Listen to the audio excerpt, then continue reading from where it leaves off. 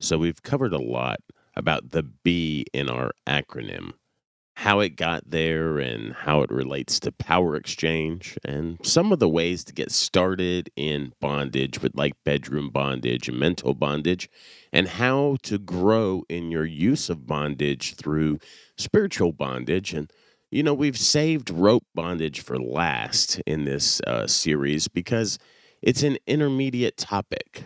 I know a lot of times you'll see cheap rope for sale, and you'll see rope incorporated in some bedroom bondage kits, but we don't think that that's necessarily a great idea.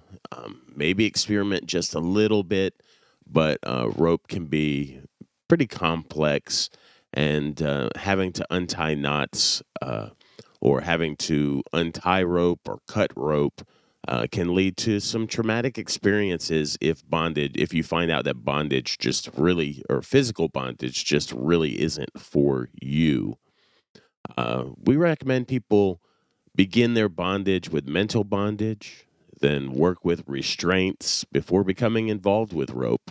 The biggest reason is safety, and we're not going to cover rope safety at this time in this podcast series, but you can find rope safety uh, quite easily all over the internet.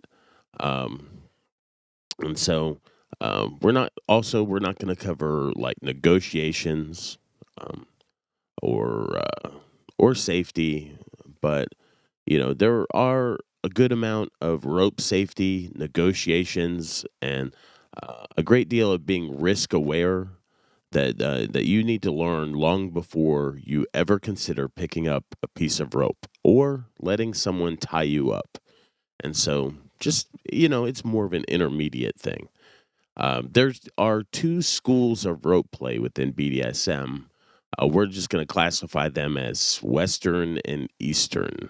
Western rope puts a greater emphasis on knots and on restraint, while Eastern rope puts more emphasis on friction and intimate connection. Now, this is just a generalization, as you'll likely see the fusion of the two schools within a lot of BDSM play. Let's wrap up our overview of rope bondage with what author Pete Riggs calls the 10 benefits of rope. And I really like these. They really show the 10 benefits of bondage overall as well, but specifically to rope. Versatility. For couples exploring bondage, rope is one of the most versatile, cost effective means of restraint available. Couples who invest in a few lengths of rope can create an almost infinite variety of restraints. They can also create blindfolds, gags, impact toys, including floggers, and anything else their imaginations can conjure. And once they're done with one thing, they can untie it and use it for something else before storing their rope neatly in a drawer. We recommend you get your rope from S&M Rope, ESINEM, S&M Rope in the UK. That's where we get our rope that we use as a couple. Um, and this is a great time to tell you that I am Primal Piggy, and you can find me at The Primal Piggy, all one word, on Facebook. You can also find me as an admin of a rather large Facebook group called Whips, Chains, and Duct Tape. Sorry, Facebook page, Whips, Chains, and Duct Tape. You can find that page at WCDTBDSM. While you're there, be sure to check out our Facebook group, BDSM Education Group. It's about 1,200 people privately, discreetly, in a safe space, learning about BDSM, learning how to incorporate BDSM into their relationships, and learning some about the kink as well. You can find a lot of our resources at www.bdsmunited.com. Um, it After versatility, another benefit of rope is demonstratable skill, demonstrating patience, appreciation of safety, skill, and confidence with your rope is something tangible that you can show a potential play partner. It's also a great way to create friendships and earn respect in the BDSM community, building your skill, demonstrating it responsibly, and sharing it. Extra satisfaction. For the rope top, there's multiple levels of satisfaction in working with rope. You get to master the rope, learning its intricacies, how it moves, how to control it.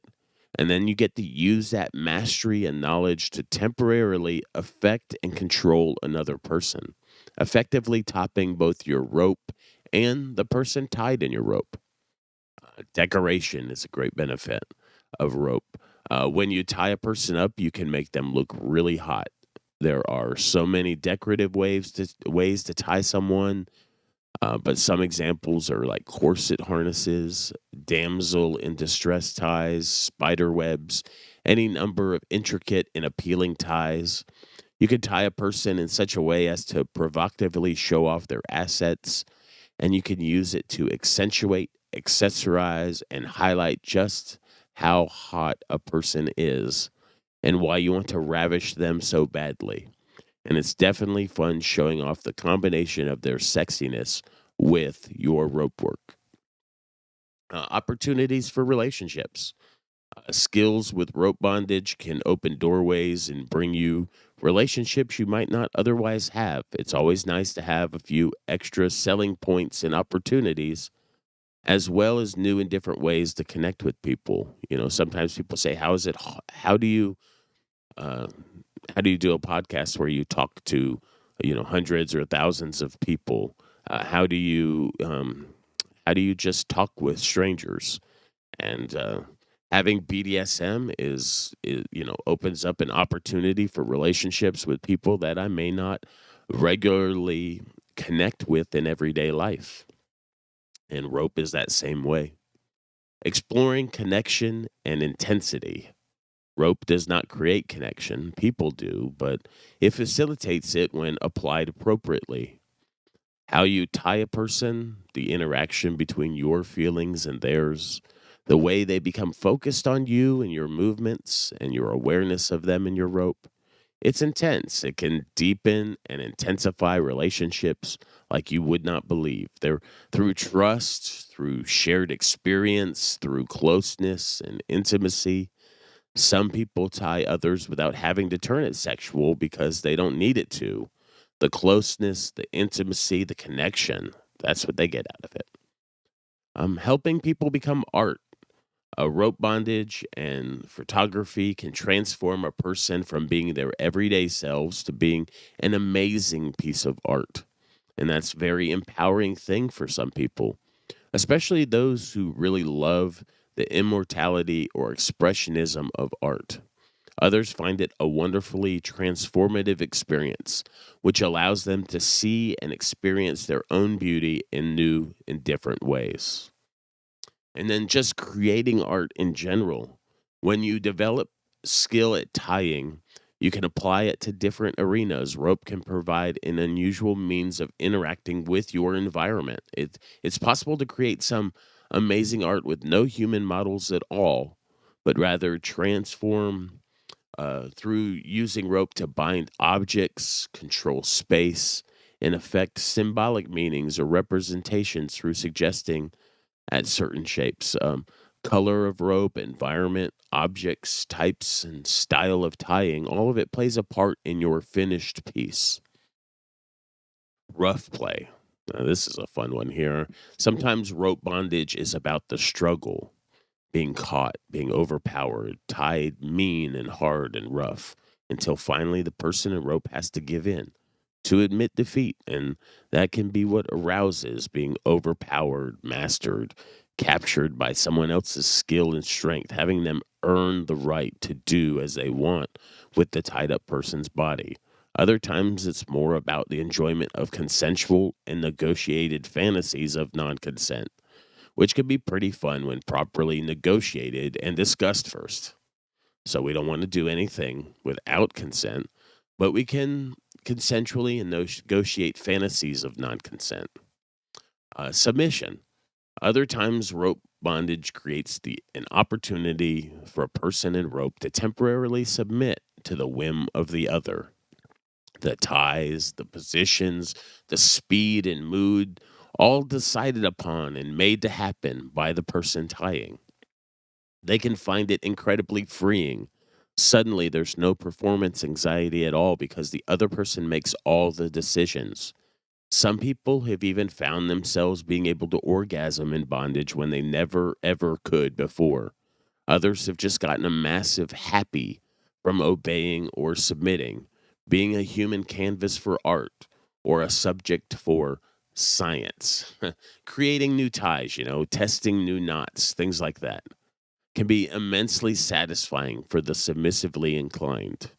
It can have nothing to do with play and everything to do with serving, being useful, or making someone else happy. Now, in future podcasts, we'll begin looking at the D in our BDSM acronym. And these podcasts are usually very, very popular. And you'll find that bondage works hand in hand with discipline. Oftentimes, discipline is really misunderstood. Oftentimes, people don't realize what discipline is, or they sell it very short. But this has been another BDSM United podcast in our series, BDSM Summer School. We're intentionally keeping these rather short. And so check the podcast archive and the video archive on YouTube for a lot videos in podcasts that are a lot longer, topics that last sometimes into hours. And check the archives and look and watch at other things that we've made. Share, share, share. Sharing is also great. It helps build our brand. It helps get more free educational BDSM resources into the hands of other people. Let us know in the comments if we're successful in helping you see a more complete picture of bondage. Thank you for listening.